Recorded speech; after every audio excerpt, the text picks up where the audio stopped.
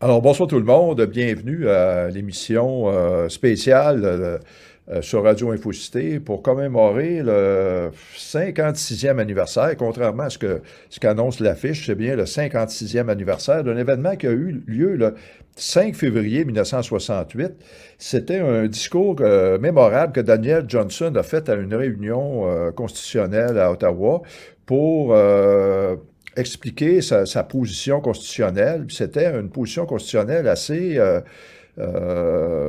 conséquente, originale et qui avait un potentiel énorme. Sauf que qu'est-ce qui s'est passé? Ben, je veux dire que c'est que Daniel Johnson est mort. Là, on parlait effectivement, c'est le 5 février que c'est arrivé, cette conférence-là.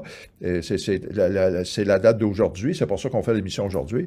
Et sauf que Daniel Johnson est mort le 26 septembre de la même année, donc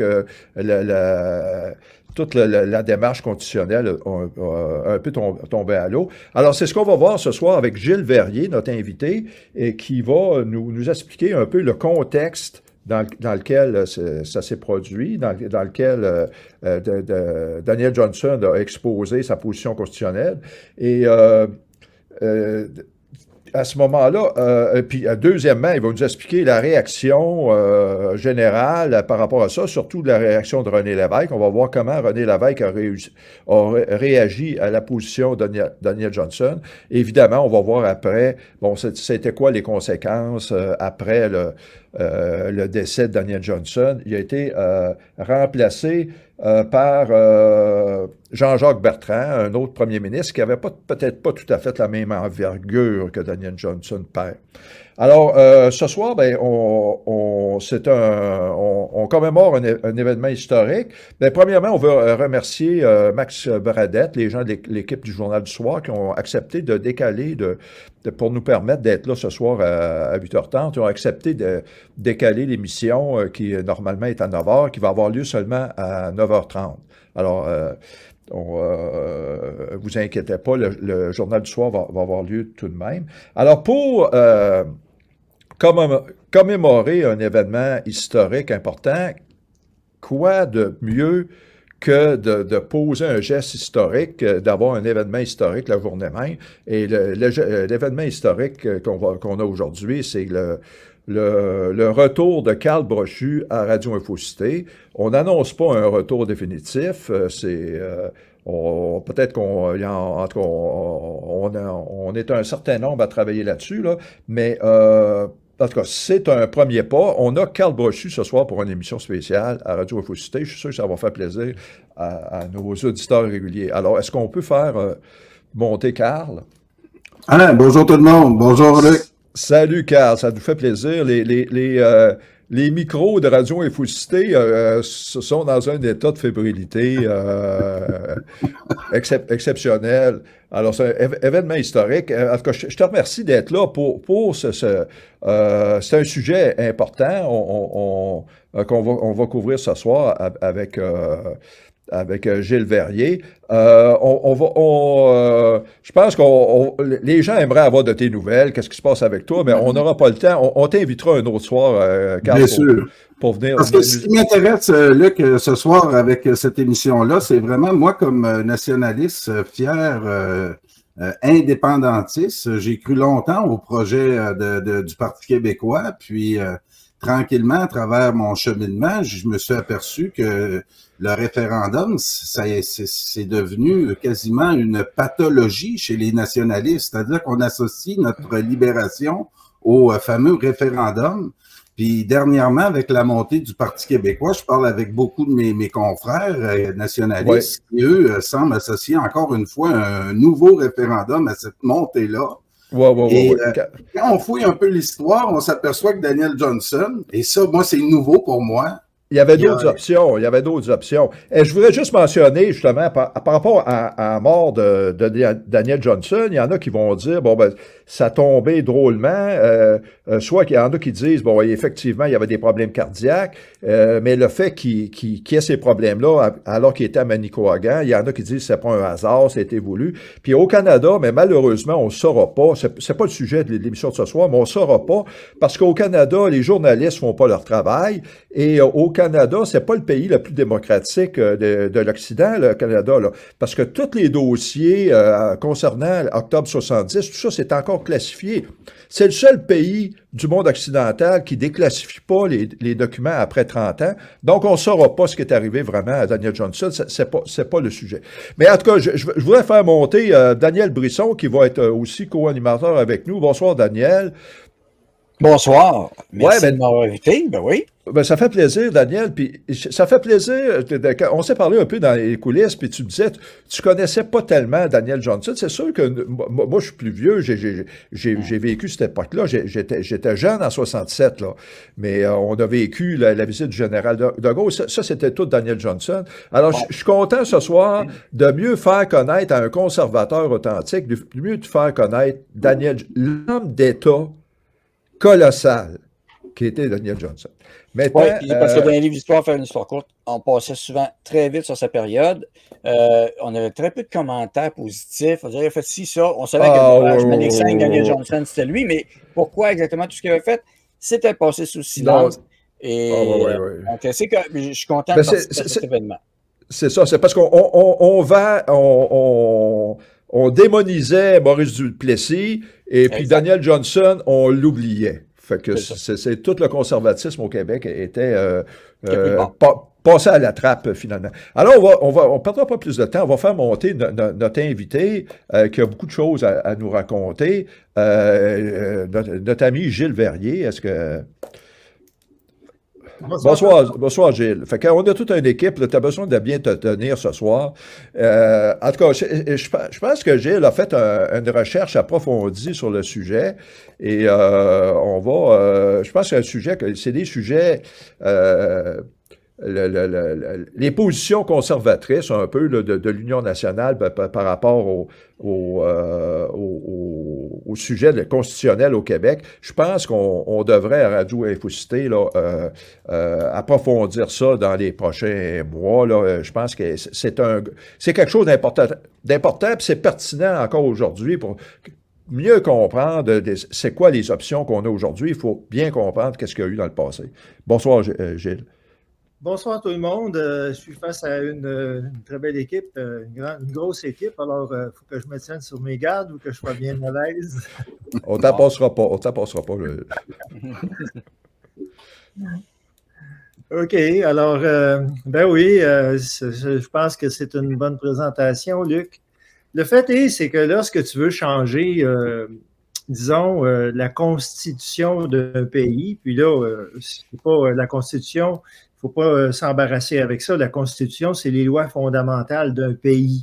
C'est-à-dire comment est-ce qu'un pays est gouverné, selon quels principes et selon quelles institutions particulières. Comme au Canada, on a une Chambre des communes, on a 10 provinces, on a un Sénat, on a une Cour suprême.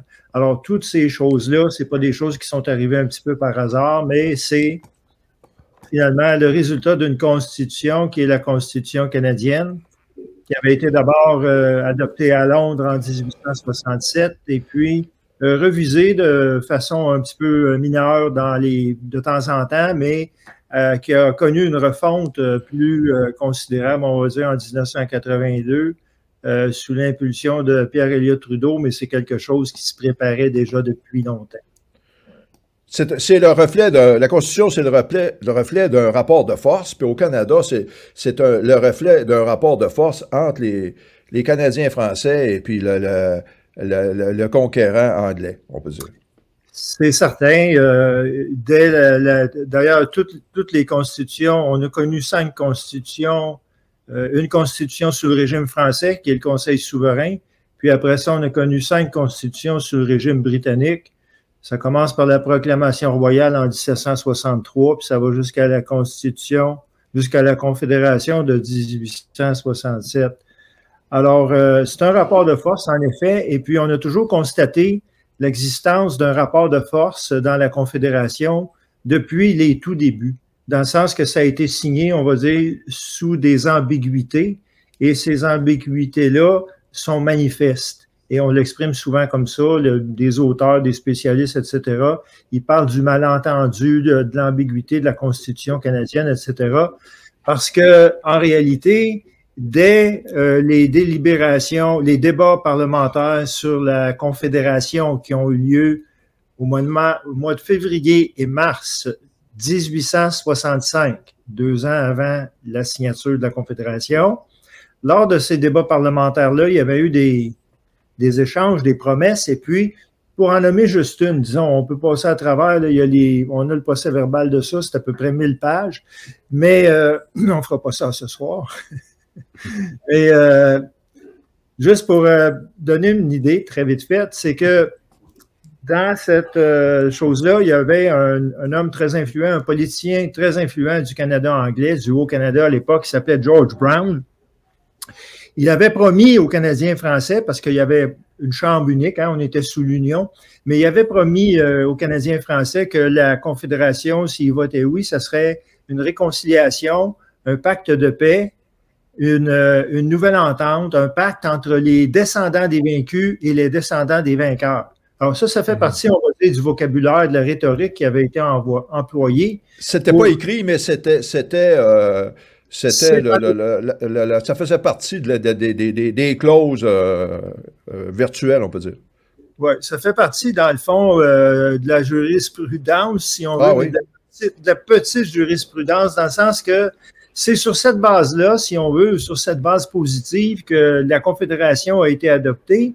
Et puis, la Confédération a été adoptée par la majorité des Canadiens français qui ont voté en faveur, mais...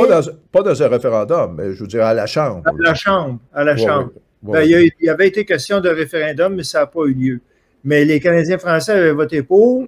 Mais quand on a fait, il y a un nommé Silver, Arthur Silver, qui a fait une étude des journaux à l'époque de la Confédération pour voir qu'est-ce que les Canadiens français en pensaient. À l'époque, les journaux, c'était comme l'Internet aujourd'hui. Il y en avait une multitude. Et puis, les gens s'exprimaient à travers les journaux. Il n'y avait pas de télévision, pas de radio, on comprend. Alors, dans les journaux, les attentes de la population, c'était que avec la Confédération, les Canadiens français regagnaient un État à Québec.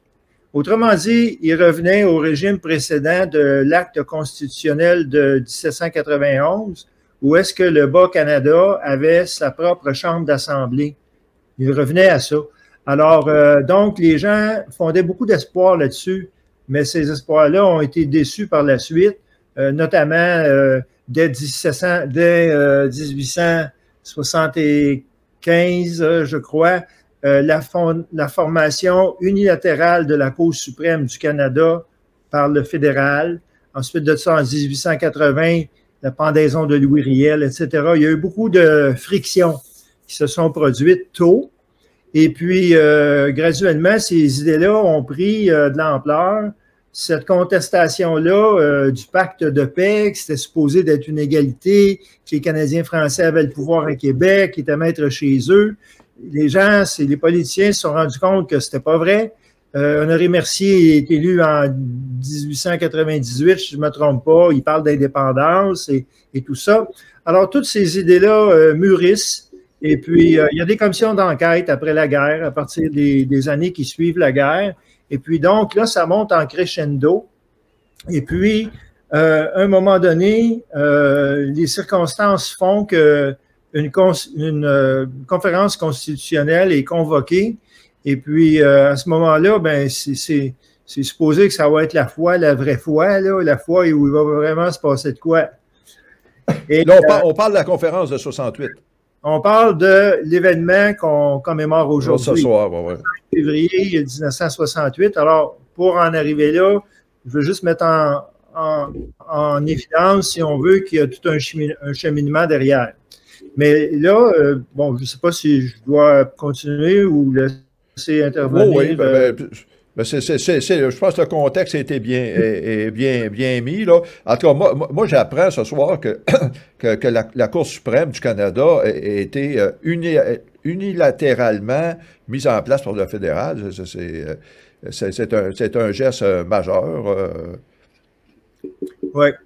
Et puis, il devait y avoir une signature de Londres parce que le Canada est encore une colonie britannique, mais ça a été fondé unilatéralement. Alors que une chose qu'il faut comprendre dans la Confédération, c'est que le gouvernement fédéral est une créature des provinces. Dans le sens que c'est, bon, il y a le Haut-Canada, le Bas-Canada, là, qui est la partie Québec, la partie Ontario, si tu veux, puis la Nouvelle-Écosse et le Nouveau-Brunswick, si je ne me trompe pas. Alors, il y en a 4 au départ. C'est ça, oui. Ce sont ces 4 entités-là qui sont préexistantes, qui donnent naissance au gouvernement fédéral, qui donnent naissance au Canada par leur accord. Autrement dit, c'est qui est-ce qui disait ça, donc? Parizeau avait dit ça à un moment donné, nous sommes entrés librement à l'époque, parce qu'à l'époque, quand on parlait du premier référendum en 1980, puis on ne l'avait pas encore adopté comme formule, Parizeau avait dit une phrase qui est agréable de répéter. Il avait dit « Nous sommes entrés dans le Canada volontairement et nous allons en sortir volontairement. » Alors, il n'est pas question par une décision du Parlement. Alors, il n'était pas question de référendum à ce moment-là. Donc, voilà. J'aurais une question. Est-ce que ce serait vrai d'affirmer, puis avec ce que j'ai vu aussi, tout ça, qu'à cette époque, oui, les provinces, vraiment, étaient des États un peu plus indépendantes et plus de pouvoir que ce qu'on a aujourd'hui? Parce qu'effectivement, le fédéral était beaucoup plus faible à cette époque. Ben, disons que dès le moment le gouvernement fédéral n'existe pas avant 1867. À sa création, naturellement, c'est pas clair encore comment ça va évoluer puis comment ça va se dessiner. Mais très vite, comme je l'expliquais tout à l'heure, le gouvernement fédéral prend des initiatives unilatérales et se donne des pouvoirs, comme des pouvoirs, dans le fond, qui auraient dû être faits ou que tout le monde s'attendait à ce que ce soit fait en consultation avec les provinces. Et puis, tout ça, ben, comme je mentionnais tout à l'heure, c'est une série de reproches qui vont crescendo dans le sens que, à un moment donné aussi, on parle du pouvoir de dépenser du fédéral, dans le sens que la Constitution de 1867 attribue des compétences spécifiques, particulières aux provinces, mais le gouvernement, par l'existence d'une clause qui lui donne un pouvoir de dépenser, profite de ça finalement, a profité de ça historiquement pour s'ingérer dans les champs de compétences provinciaux. Alors donc, oui, effectivement, Daniel, on a un cheminement qui se fait vers une centralisation accrue du Canada à mesure que le temps passe et les provinces deviennent de plus en plus comme des grosses municipalités. Le Québec refuse, est la province qui refuse le plus cet état de fait, mais c'est certain que quand on pense aux provinces qui ont été formées plus tardivement, comme l'Alberta, la Colombie-Britannique, pour eux autres, c'est moins des enjeux existentiels. Premièrement, c'est les anglophones majoritairement. Et puis, en quelque part, ça fait très bien leur affaire que le gouvernement fédéral s'occupe de certains dossiers, puis eux s'en occupent pas. Et puis, tu sais, alors... Donc, c'est ça. Ils sont entrés dans la Confédération en connaissance de cause, tandis que les autres provinces, surtout le Québec, on ne s'attendait pas à une centralisation. Je reviens à la Cour suprême, ils n'ont pas perdu de temps. La Confédération, c'est en 67. En 75, ils mettent une Cour suprême sans consulter les provinces. J'ai un autre exemple qui m'arrive tout d'un coup. On parle de ça. On parle de l'Alberta, du Manitoba, puis bon, des provinces de l'Ouest. Mais ça n'a pas été, normalement, le processus aurait dû être un processus conjoint, dans le sens que les provinces qui avaient fondé le pays au départ, il me semble, auraient dû être consultées par rapport à ça, auraient dû être dans le dossier, tu sais, en quelque part. Mais non, c'était des décisions tout à fait délibérées du fédéral d'écarter les provinces dans ces questions-là. Carl, as-tu des commentaires sur... On s'en vient pour les commentaires, parce que moi, c'est ce qui s'en vient du texte à Gilles qui m'intéresse aussi. C'est le concept de Canadien-Français qui va revoler avec René Lévesque et les... et ça...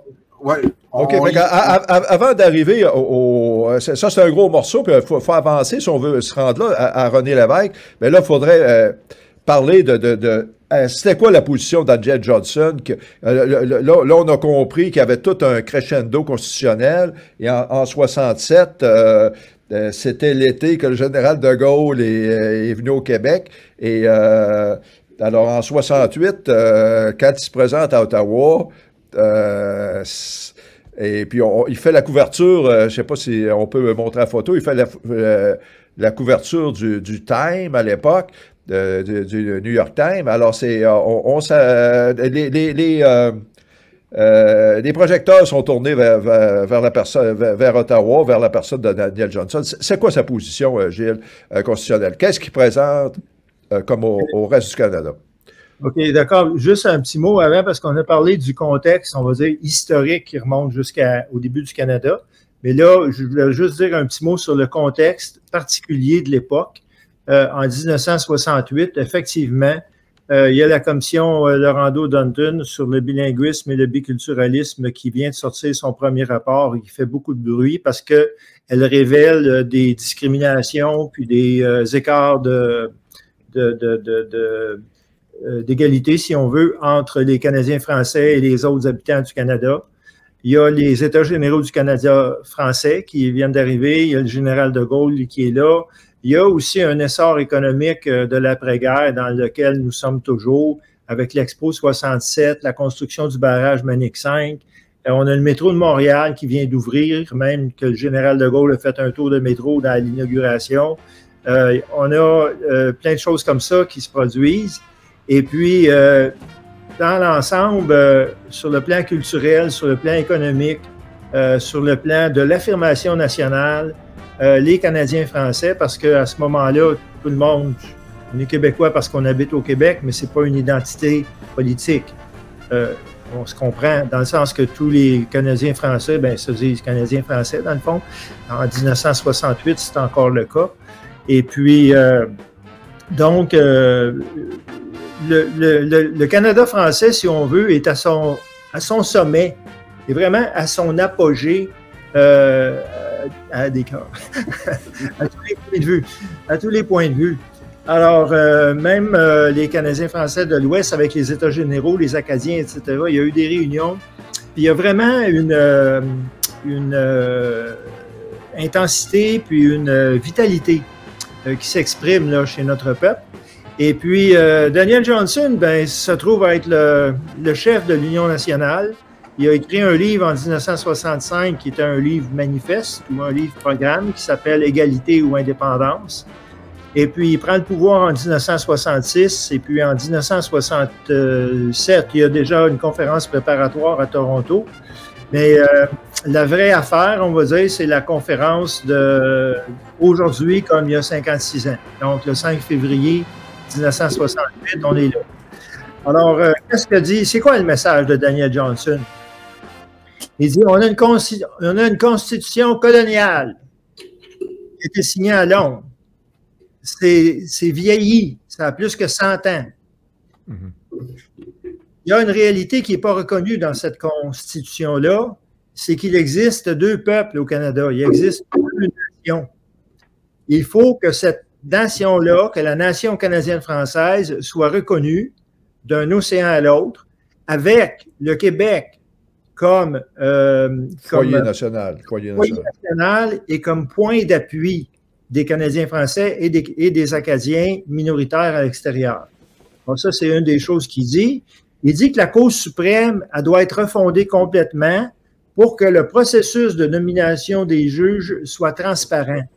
Puis il faut que la Cour suprême soit séparée en différents bancs, dans le sens que il doit y avoir une partie de la Cour suprême qui est constitutionnelle, qui ne juge que des choses constitutionnelles, d'autres qui ne jugent que des affaires civiles, et puis ainsi de suite. Alors, c'est juste du bonbon. Tout ce qu'il propose, c'est des affaires il dit, le Sénat, il faut rénover le Sénat. Il ne parle pas du Sénat proprement dit, mais on sait à travers les branches que quand il parle de l'existence d'un Canada à 10 que sont les provinces, il faut superposer un Canada à 2 qui va être un conseil ou un Sénat qui va représenter également les deux nations au sein du Canada. Autrement dit, c'est une refonte assez complète, assez approfondie de la Confédération. Daniel, tu avais un commentaire? Oui, ben, là, je commence à comprendre bien les choses. Juste avec ce segment-là, c'est hyper important ce que vous venez de dire. Parce que 1968, c'est l'année que le Québec a aboli le Conseil législatif. Et lorsque j'ai fait une course à chefferie, PCQ, récemment, je suis seul qui a proposé de revenir avec une chambre haute au Québec, ce qui nous manque. Parce que dans la gestion de COVID qu'on a eue, si on avait une chambre haute, on aurait pu valider les décrets, par exemple. Il nous manquait quelque chose là-dessus. Mais l'idée de la chambre haute, comme Daniel Johnson le propose, ce que je comprends, c'est que c'est une entité qui aurait été plus d'autonomie, qui aurait eu un pouvoir. C'est pas juste un Sénat de présence, présentiel, puis on confirme ce qui est voté. Et il voulait redonner il voulait faire une séparation de pouvoir, finalement, plus entre le judiciaire et l'exécutif parlementaire, à moins que je me trompe. Je pense que c'est très juste. Je pense que le problème au Canada, puis Johnson avait mis le doigt dessus, c'est que c'est un pays extrêmement centralisé. Même aux normes occidentales, c'est un pays qui est particulièrement centralisé. Il s'est avéré que le pouvoir du premier ministre a fini par être tous les pouvoirs qui ont été relâchés par la monarchie au fil des décennies, là, ont été concentrés entre les mains du premier ministre. Le conseil privé qui était à Londres avant, aujourd'hui, c'est le ministère du premier ministre. Et puis, il nomme les juges pas toujours directement. Il y a des petits écrans à travers, mais je veux dire, finalement, le gars, là, Justin Trudeau, qui est élu par 25 000 personnes dans un seul comté du Canada, là, c'est lui qui emmène le plus large ici. Je veux dire, il nomme les juges de la Cour suprême, il nomme les dirigeants de Radio-Canada, il nomme le chef d'état-major des Forces armées, il nomme, de quoi on parlait, il nomme les membres du Sénat. Les membres du CRTC. Les membres du CRTC, et quoi encore? En fait, toutes nos institutions, y compris au Québec, et en passant, PCQ, c'est pour le Parti conservateur du Québec et non pas communiste. Moi, je suis anticommuniste en passant, puis anti-nazi. Non, mais c'est ça. C'est même toutes nos institutions, même aux provinces, tout est nommé. S'il est nécessaire, c'est toutes des nominations. Alors, quand quelqu'un s'insurge au scandale, il est nommé, mais c'est nos systèmes. Si on veut faire de quoi, c'est une refonte complète de nos façons de faire. Nos juges sont nommés, on ne se le cachera pas, un avocat, peu importe l'influence. Puis oui, ils sont recommandés, mais tu sais, je connais, ça fait assez longtemps que je fais de la politique pour savoir que quand fédéral que provincial, on va le chemin. Alors, c'est un peu incestueux, tu sais, c'est incestueux, c'est d'une concentration indécente, dans le sens que on ne se rend pas compte jusqu'à quel point la démocratie au Canada, c'est un mot qui n'a aucun sens. Je veux dire, il n'y a vraiment pas de partage des pouvoirs, il n'y a vraiment pas de contre-pouvoir. Et même si c'était par le biais de la question nationale des Canadiens français et des Canadiens anglais, il reste que les éléments qui étaient apportés par Daniel Johnson avaient aussi un intérêt pour la population anglo-canadienne, parce qu'eux-mêmes pouvaient y trouver leurs bénéfices dans le fonctionnement d'un pays qui était plus équitable, plus équilibré, où les pouvoirs étaient plus partagés.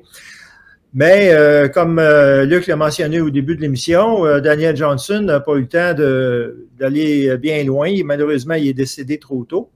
Et puis, coup du sort, je veux dire, quand ça a commencé avec Daniel Johnson, oui, le premier ministre, c'était Lester B. Pearson, mais déjà à la conférence du 5 février 1968, Pierre Elliott Trudeau venait d'être élu quelques mois plus tôt, et puis il était déjà ministre de la Justice. Et puis, il a emmené large parce que Pearson avait annoncé qu'il se retirait. Et puis, Pearson lui a laissé mener pas mal la place, si tu veux, du premier ministre à la conférence constitutionnelle. Et ce que Trudeau apporte, c'est que, tu vois, Johnson, il veut discuter, lui, de la Constitution au complet, dans le sens qu'il faut rénover cette Constitution-là, il faut s'asseoir. Puis il faut vraiment regarder tous les aspects, puis il ne faut pas hésiter à écrire une constitution neuve. Bon, c'est très justifié ce qu'il dit là. Trudeau arrive, il dit, il impose le matin ou au moment ou peu avant, peut-être la veille ou le matin, mais très peu de temps avant, l'ordre du jour était déjà naturellement établi, mais Trudeau est parvenu à faire modifier l'ordre du jour pour mettre la discussion d'une charte des droits et libertés avant. la discussion du contenu de la Constitution. Quand ça, déjà en 68? Oui, déjà en 68. Parce que Trudeau, il a une idée fixe, hein? Il a une idée fixe dans la tête, c'est les droits individuels. Dans le sens qu'il n'y a aucun droit qui dépasse la valeur du droit individuel. Alors, ça surpasse tout droit collectif, comme les droits nationaux ou les droits peu importe les droits collectifs. On y reviendra peut-être un peu plus tard en cours d'émission. Je ne sais pas jusqu'à quel point il va nous rester du temps, mais... Oui, mais là, c'est ça, à propos du temps, là, on vient de passer le cap des 9 heures. Je veux juste mentionner à ceux qui viennent de joindre à nous, qui s'attendaient de voir Max Bradette. Ce soir, ben, François Saint-Louis, il fait l'école buissonnière. Et Max Bradette, ben, il nous a permis là, de faire cette émission spéciale. Donc, Max Bradette va être là à 9h30 tout de suite après nous. Là, ceux qui se joignent pour voir Max Bradette, il n'y a pas de souci. Vous avez juste un petit 30 minutes à attendre. Alors, Gilles, oui, c'est ça. Ouais, fait que le contexte, on voit que Trudeau avait déjà ses marottes individualiste en 68. Je veux dire, il était, je pense que c'est lui qui a inventé le wokisme puis le mondialisme. Je ne sais pas trop ce qui pêchait ça, mais il était à l'avant-garde de ce qu'on connaît aujourd'hui. Effectivement. Vas-y, Gélon. Est-ce qu'on a terminé il doit y avoir peut-être des petites choses encore à dire sur sa position, sur la conférence en tant que telle, parce qu'après ça, on va passer à la réaction. Carl va entendre la réaction de René Lévesque. Ben, c'est parce que c'est par rapport, Gilles a fait paraître un texte dans Vigile qu'on avait comme devoir de lire tous pour l'émission.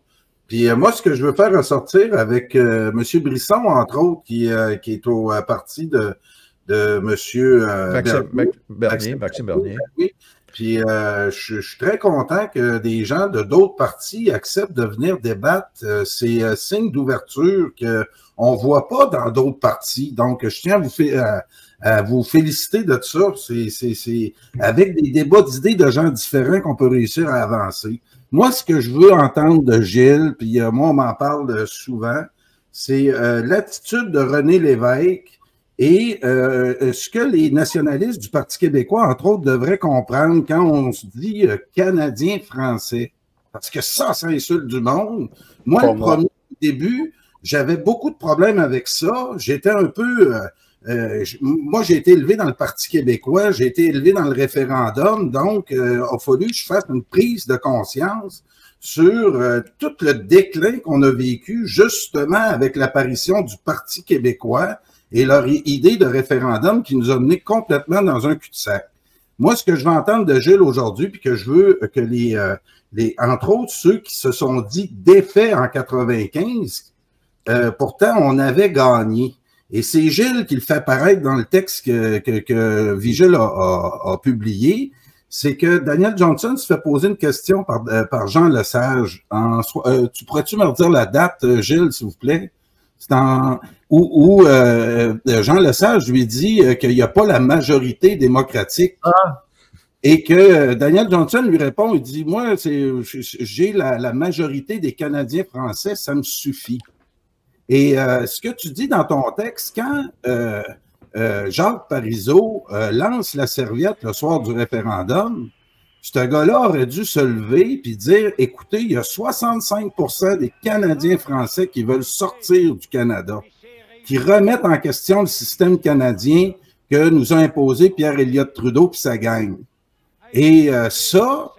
il faut qu'il y ait une prise de conscience aussi au Canada anglais et ça, on a beaucoup de travail à faire là-dessus. Maxime Bernier a beaucoup de travail à faire là-dessus, mais un respect de la vision des Canadiens français qui enlève rien au Canada anglais, puis que les péquistes acceptent que ce concept-là de Canadien français est porteur d'avenir. Si on se remet vraiment dans cette idée-là, plutôt que de... Parce que là, je voyais dans les commentaires plusieurs sur le drapeau que je mets en arrière de moi du Sacré-Cœur. Puis ça fait parler du monde. Pourquoi tu mets pas le drapeau du Québec? Parce que j'ai une prise de conscience de ça. J'ai une prise de conscience que Daniel Johnson, par sa logique du petit pas, de sortir le Canada brique par brique du Québec, plutôt que d'avoir un grand référendum, plutôt que... Puis Paul Saint-Pierre Plamondon l'a un petit peu ça aussi, d'être celui qui va libérer le Québec au soir d'un référendum. Ça fait partie du trip péquiste qui, à mon avis, nous mène droit dans le mur. Daniel Johnson, il a fait venir le général de Gaulle, il préparait l'État québécois, il invitait les autres provinces à arrêter de s'appeler province et plutôt se nommer comme État.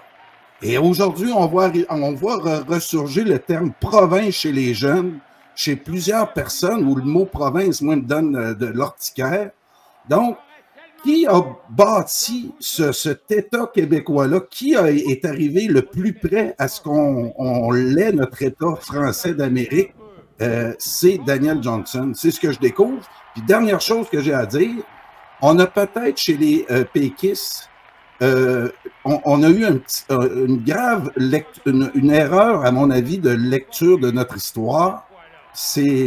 On peut pas y reprocher. C'est Félix Leclerc qui lui a donné ce titre-là. Félix Leclerc, à sa mort, a dit « Il fait partie de la courte liste des libérateurs de peuple ». Et avec le recul d'aujourd'hui, c'est sûr que des poètes, ils ont une partie de naïveté. Et je vois qu'avec le recul de ce qu'on a aujourd'hui, on peut remettre en question ce que Félix, le grand Félix Leclerc, qui respecte beaucoup, a pu dire à ce monsieur-là, de ce monsieur-là. Je ne sais pas si Carl est en train de nous dire que René Lévesque était... Je ne sais pas si Carl est en train de nous dire que René Lévesque était un poète. Gilles, qu'est-ce que tu en penses? Est-ce que René Lévesque... Oui, j'ai compris, mais je veux dire, René Lévesque avait peut-être la naïveté d'un poète. Je ne sais pas, Gilles, qu'est-ce que tu en penses? S'il y a eu une libération, on ne l'a pas senti passer. Oh non, ils ne nous ont pas libérés trop tôt. La chose, c'est pas René Lévesque qui est le poète, mais il ne faut pas accabler Félix Leclerc. C'est lui qui est le poète. Et puis, bon, des fois, les poètes se trompent dans leur vers ou voulant être créatif. Mais on va dire que cette fois-là, il a manqué son coup, mais on ne en voudra pas pour ça. Gilles, que je voulais vous dire, la logique référendaire, ce que je comprends aussi, c'est que la logique référendaire nous a mis devant un drame que le Canadien français n'est pas habitué. Puis si on regarde l'attitude de l'Ukraine face à la grande puissance de la Russie, il faut, si on veut se libérer des anglo-saxons qui nous entourent, il faut être plus fin que ça. Il faut être plus stratégique que ça, que dire qu'on va faire une loi 101, puis on va interdire l'anglais, puis qu'après l'arrivée d'un référendum, tout va se régler au Québec, la question culturelle et autres, c'est de prendre la population pour une valise. Ouais. Alors, Gilles, c'était quoi la réaction en 68 de René Lévesque? Ben, la réaction de René Lévesque en 68, en fait, il torpille pour dire un mot fort, là, il torpille, il descend, il accuse Johnson d'avoir desservi les intérêts du Québec, que c'est une fraude, que c'est semer la confusion. Québec ne peut s'attendre qu'à des vieilles et stériles exploitations partisane de conflits mal posés et faussés à dessein. C'est plein d'invectives, c'est plein de déclarations, on va dire, qui n'argumentent pas sur le fond, vous voyez ce que je veux dire? C'est vraiment des accusations superficielles pour essayer de descendre et de frapper son adversaire de manière un peu déloyale, je dirais, quasiment, parce qu'il n'argumente pas sur le fond. Alors, donc, là, je me suis questionné parce que c'est moi qui est allé chercher parce que je faisais de la recherche justement sur le 5 février 1968, puis j'ai dit, il doit bien avoir une réaction de René Lévesque parce que lui, il vient de publier Option Québec en janvier 68. Le Parti québécois va être formé en octobre ou novembre 68. Donc, entre les deux, qu'est-ce qu'il va dire là-dessus? Il va-tu dire quelque chose, René Lévesque? Puis je me doutais bien que ça serait intéressant. Alors, je suis allé fouiller dans les journaux dans les jours qui ont suivi le 5 février 1968, puis j'ai trouvé ça. On a réimprimé, on l'a mis ça va être sur notre site de la Fédération des Canadiens français. C'est quelle date que dans le devoir du 12 février. 12 février. Ouais, c'est dans le devoir du 12 février, alors il ne perd pas de temps. Et puis, il tombe sur lui à bras raccourcis, comme on dit, il descend comme du poisson pourri. Et puis, donc, derrière ça, il y a quand même un motif. C'est que, qu'est-ce qui arrive? C'est bon, probablement que René Lévesque est une personne très partisane, là, puis qui souffre pas facilement de la concurrence, je ne sais pas. Mais disons, ça, on va laisser ça de côté, mais je vais plutôt m'intéresser aux motifs politiques en tant que tel. Je pense que qu'est-ce que René Lévesque, qui a des intentions de former son mouvement, alors, à ce moment-là, s'appelle Mouvement Souveraineté Association. Donc, c'est de séparer le Québec, autrement dit, de faire du Québec un pays et de réassocier ensuite le Québec au Canada dans une association économique. Alors, entre vous et moi, puis la boîte à bois, c'est un peu tiré par les cheveux, mais c'est ça qui est son grand projet, le projet du siècle. Et puis, c'est avec ça qu'ils vont former le Parti québécois. Le problème, c'est que pour René Lévesque, il a déjà pris sa décision dans le sens que René Lévesque, c'est un compagnon d'armes de, je ne sais pas jusqu'à quel point il était proche, mais c'est des gens qui viennent de la même école. René Lévesque a été un collaborateur à Cité Libre, la revue qui a été fondée par Pierre-Éliott Trudeau. Alors, c'est les idées du libéralisme et tout ça. René Lévesque, en réalité, qu'est-ce qu'il veut? C'est séparer les Canadiens français. C'est ça qui est l'objectif, parce qu'il veut faire un Québec indépendant. C'est complètement différent de Johnson, qui, lui, veut faire du Québec, faire reconnaître le Québec comme foyer principal et appui des Canadiens français et des Acadiens du pays. Alors, René Lévesque, sa grande cause, dans le fond, c'est de séparer les Canadiens français, et c'est un peu la cause du RIN aussi, parce qu'on sait qu'aux États généraux du Canada français, qui s'était tenu en 67 et de nouveau en 69, il y a eu différentes assises, les Canadiens français de l'extérieur ont été indisposés quand on leur a mis devant l'obligation de voter sur le droit à l'autodétermination du Québec. Mais mon Dieu, qu'est-ce qu'un franco-colombien a à dire sur l'autodétermination du Québec? Alors, c'était réellement les piéger, les mettre dans une situation difficile, parce qu'eux autres ils sont fédéralistes. Je veux dire, ils sont fédéralistes, oui, mais je veux dire, des bons fédéralistes, dans le sens, qu'est-ce que tu veux qu'ils fassent? Ils veulent-tu séparer les francophones de l'Alberta, du Canada? Alors, ils sont vulnérables, hein? C'est des minorités très vulnérables et qui sont, si tu veux, à la merci de leur province. Mais bon, les États généraux, on est dans l'esprit, là. On commence à rentrer dans l'esprit de la québécitude, c'est-à-dire la haine du Canadien français avant l'amour de son propre peuple. C'est-à-dire que là, si on n'aime pas les Canadiens français de l'Ouest et de l'extérieur du Québec, on les aime encore moins au Québec parce qu'un Canadien français, c'est quelqu'un qui ne veut pas se dire québécois, donc il ne veut pas être parti québécois. Il ne veut pas être Parti québécois. Et j'ai écouté les discours d'ouverture au congrès de fondation du Parti québécois en 68. Et puis René Lévesque dit cependant, quand même, il dit, à ce moment-là, il dit, on va changer le nom du Parti québécois quand l'indépendance sera faite ou quand la souveraineté sera faite, parce que là, nous serons devenus tous des Québécois. Mais en réalité, il fait cette nuance-là à ce moment-là, mais ça ne tient pas la route, tu sais, parce que ce qui se passe, c'est que à un moment donné, tu as un vent de changement. Tout ce qui est canadien-français, c'est pas bon. Puis, si tu veux être dans le vent, il faut que tu te dises québécois. Alors, comme là, la population est très, très largement sous les 30 ans, si tu veux, il y a une jeunesse nombreuse, très dynamique et peu expérimentée, puis qui est prête à tenter l'aventure quand on lui en offre une. Alors, c'est là que le changement de Canadien-Français à Québécois se fait. Mais là, il y a des élites, où il y a des aînés, où il y a des gens qui étaient renseignés et qui devaient, si tu veux, enligner les choses, mais ils l'ont pas fait. Alors, c'est là que ça dérape. Ça dérape, mais royalement. Dans le sens que là, le Québec va faire bande à part, mais sans les Canadiens français, avec des Québécois, puis avec, là, ce qui va arriver, la prochaine étape, ça va être le référendum. C'est-à-dire que là, on a mis les Canadiens français dehors, mais là, pour gagner le référendum, il faut s'allier avec les Anglais, parce qu'on n'a pas le choix. Alors là, ça va être de courtiser les anglophones, de courtiser les immigrants, de courtiser tous ceux qui ne sont pas de notre avis, dans le fond, ou qui ne sont pas nous, là, de les courtiser pour qu'ils deviennent nous. Mais dans ce processus-là, c'est nous qui sommes les perdants, parce que c'est nous qui avons renoncé à notre identité pour adopter une identité neutre qui va se faire bonne, ouverte et absorber finalement toutes les différences de partout.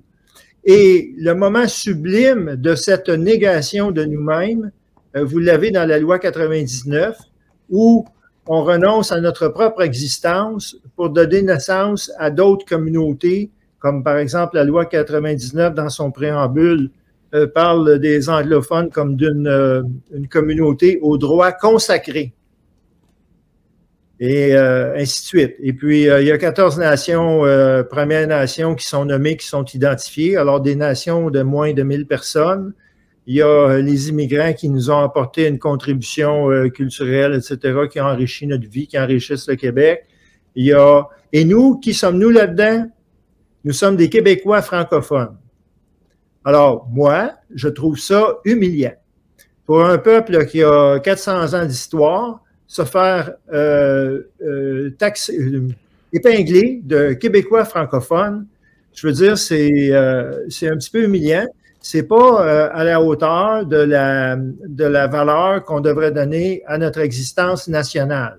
Je veux dire, dans le passé, on parlait d'une épopée nationale. C'est des Canadiens français qui ont créé l'hymne national au Canada. Je veux dire, on a accompli de grandes œuvres. Et puis, c'est pas à nous à rejeter le nom canadien. Le nom canadien, c'est notre nom d'origine. C'est notre véritable nom. Alors, on ne peut pas rejeter notre nom. On ne peut pas rejeter notre nom, c'est rejeter notre identité. La question du nom, on pourra faire une autre émission. Daniel, tu avais un commentaire? Ben, écoutez, je vous invite tous, quand vous avez la chance d'aller au Musée de la civilisation d'Ottawa, parce que moi, je suis fier Canadien français. Puis, ce que vous avez expliqué, M. Verrier, de se faire traiter quasiment de traître, de dire ça. Ah, t'es pas Québécois, non, Canadien français, mes origines, c'est ça. Et j'ai revoyagé dans l'Ouest, j'ai fait un tour jusqu'à Calgary, dans l'Ouest des montagnes, mais dans l'Alberta, il y a beaucoup de Québécois qui ont leur trace, non seulement présentement, mais historiquement aussi. Ça a donné par hasard qu'on ne savait pas, un arrière-grand-père de ma conjointe, son phare, le phare était son nom. Puis il y a eu un lien avec ce qui s'est passé avec les Métis et tout ça. Le Canada, on l'a associé au fédéralisme. Mais alors que ce sont les Canadiens français qui ont bâti le Canada. Sans Canadiens français, il n'y a pas de Canada, c'est pas compliqué. On a ouvert les États-Unis, tout le bassin mississippien, Missouri et tout. J'ai des noms, même jusqu'en Floride, de francophones ici. C'est incroyable. Alors, d'avoir eu honte de ça et d'avoir rejeté ça, c'était une erreur historique. Mais au Musée canadien de Gatineau, Gatineau, Musée canadien des civilisations, vous avez une grosse section sur l'histoire et j'ai trouvé ça fascinant l'été passé quand j'ai visité. Quelque chose m'a frappé. Une grosse section sur le Québec et les Canadiens français, très peu sur les autres provinces. Alors, je me suis dit, si quelqu'un vient d'une autre province, je trouve ça, non, il parle rien que d'eux autres. Tu sais? Mm-hmm. Alors, on a de quoi être fiers, mais il faut l'affirmer sans avoir peur de le perdre. Puis, oui, je me présente sur une scène fédérale, mais en passant, le PPC est le seul parti, justement. Un, c'est la liberté, mais deux, on prône une décentralisation extrême pour décentraliser Ottawa puis revenir aux provinces. Daniel, faudra que tu viennes nous en parler. Oui, c'est ça. Puis il y a des Canadiens français jusqu'en Afrique du Sud, parce qu'il y en a qui ont été déportés là-bas. Parce que là, il y a eu un match de combat à Toronto où est-ce que les gens ont scandé « Fuck Trudeau ». Et le combat, c'était un Américain contre un type d'Afrique du Sud. Puis il me semble que son nom, c'est Duplessis. Alors, qu'est-ce qu'un Duplessis fait en Afrique du Sud? Bien, probablement que c'est un fils de déporté qui vient d'être champion du monde dans ce genre de combat-là extrêmement violent. J'ai de la famille même aux États-Unis. Il y a eu une diaspora. Mais il y en a qui étaient vus comme des traîtres ou des exilés. On les appelait des exilés puis les pas fins parce qu'ils quittaient le territoire. Tu sais. Gilles, il nous reste 7 minutes. Les réactions, les conséquences. Finalement, une chose que je voudrais... Oui, je voudrais parler d'une chose. Je ne voudrais pas que l'émission se termine sans que j'aborde cette question-là. C'est sûr que ça ne pourra pas être vidé. Mais il faut...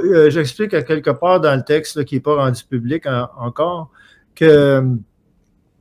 En 1968, les Premières Nations et les Canadiens français, on était sur un pied d'égalité, on était côte à côte au même point dans le Canada, sans reconnaissance nationale, ni les uns ni les autres. Parce que les Canadiens français, on n'a jamais eu de reconnaissance nationale, ni à Québec, ni à Ottawa, ni dans aucune province, naturellement. Les Autochtones vivaient la même situation, il n'y avait pas de reconnaissance nationale. Ils étaient un peu considérés comme des mineurs, des tribus indiennes, etc. Alors, moi, je dis, les deux, on était tous les deux sur un pied d'égalité face au changement de constitution, face au renouvellement de constitution qui s'en venait. En 1969, dans une conférence à Vancouver, je peux vous donner la source, Pierre Elliott Trudeau, dans un discours, affirme: les Indiens se plaignent de ci, se plaignent de ça. Ils disent qu'on a volé leur terre et qu'on leur a presque rien donné en retour. En échange de quoi? Ils veulent avoir des considérations, ils veulent avoir des droits particuliers, ils veulent avoir des réparations. La réponse est non. Il n'y en aura pas. Alors, vous voyez là son radicalisme dans le sens de l'individualisme, qu'il n'y a que des individus, il n'existe aucune communauté. Les Canadiens français sont au même point. Ils ne sont pas reconnus, eux non plus. Toute comparaison a ses limites, mais ce que je veux quand même faire valoir ou illustrer ici par mon exemple, c'est qu'à partir de 1969, les populations indigènes du Canada se sont prises en main. Il faut quand même mentionner qu'ils ont eu aussi de l'influence extérieure de certaines universités américaines, puis de certaines puissances occidentales qui ont promu, si on veut, l'émancipation, on va dire, des Amériques, des Premières Nations, c'est-à-dire jusqu'à l'ONU, etc. Alors, pour eux, Trudeau a été obligé de mettre de l'eau dans son vin, de changer son fusil d'épaule, puis de leur accorder les droits. Ça s'est fait en 1982. Les Canadiens français avaient aussi leur game à jouer. Mais c'était la même game, mais il fallait qu'ils s'affirment comme Canadiens français. Il fallait qu'ils se réclament comme Canadiens français d'avoir subi des injustices, d'avoir été les fondateurs du pays, d'avoir des droits ici, puis de faire reconnaître nos droits ici. Mais qu'est-ce que l'évêque a fait? C'est de séparer les Canadiens français entre, là, nous autres, on est la majorité, on va se séparer, puis eux autres, c'est des bourriens, c'est des fédéralistes, c'est des minorités, ils sont morts. Sinon, ils vont mourir. Ils sont en voie de disparition. Pensons pas à ça. C'était ça l'idée qui était donnée des populations acadiennes et canadiennes françaises en dehors du Québec. Alors, avec des préjugés pareils et avec des attitudes aussi négatives envers son propre peuple, pendant que les Premières Nations ont fait du chemin et si on veut, améliorer considérablement leur sort depuis, les Canadiens français ont dépéri. Alors, je voulais mentionner cette chose-là qui demande à une certaine réflexion parce que c'est pas une comparaison qui est amenée. Généralement, je n'ai jamais entendu en tant que tel, mais je trouve que ça a du bon sens de faire une certaine comparaison. Tu sais. Je veux dire, les Autochtones ont défendu leur fierté, ont fait une renaissance nationale même, dans le sens que des choses qui leur appartenaient d'un passé plus ancien, même des fois c'est un peu douteux, mais c'est de bonne guerre. Je veux dire, ils se valorisent, puis ils donnent de l'importance à leur propre existence, et puis ils sont reconnus comme nation au Québec. Dans certains cas, les Abénaquis, les Atikamekw, les Micmacs sont 500, 1000, 1500, et sont des nations. Ben bravo! Mais je veux dire, qu'est-ce qui arrive des Canadiens français? On a l'air de quoi là-dedans?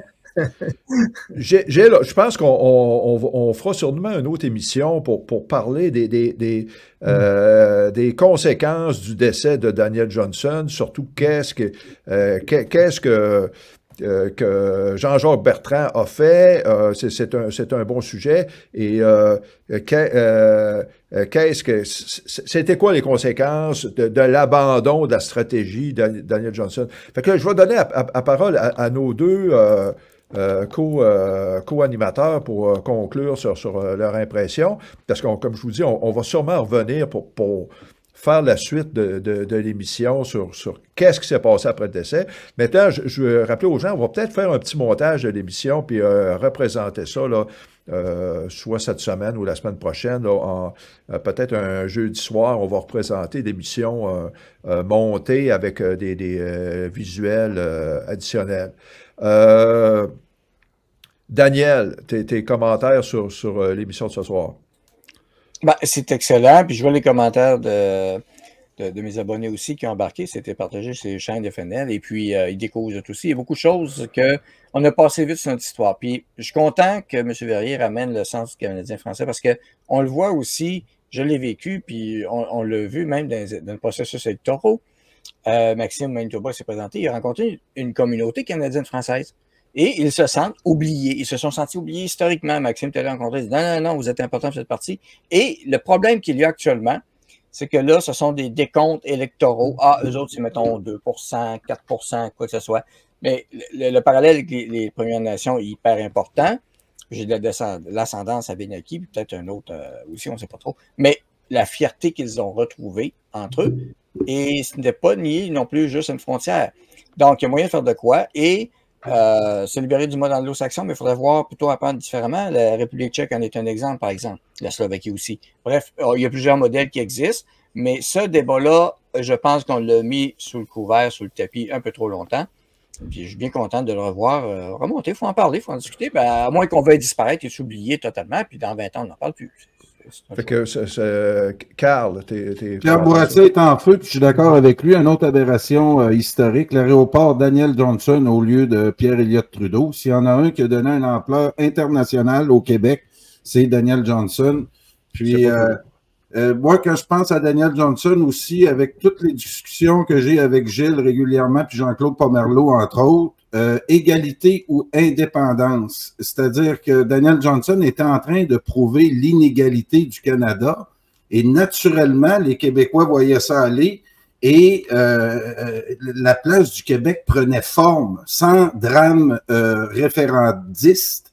Et c'est là que René Lévesque et les libéraux arrivent et nous disent, écoutez, la question nationale, faites-vous-en pas, on ne changera absolument rien, on va vous concocter un principe souveraineté-association où on ne sait même pas si nos voisins vont accepter ça. On ne sait pas ce que ça veut dire. On ne sait pas ce que ça veut dire. Mais c'est sûr qu'avec René Lévesque, on était certain que ça ne change pas. Et ils nous ont mis dans une logique référendaire qui nous a menés aujourd'hui à un défi existentiel où il va falloir, et où on a réussi à transformer le nationalisme en forme de socialiste naïf le national-socialisme. Oui, l'État-providence, puis qu'on allait voir l'argent pousser dans les arbres un jour.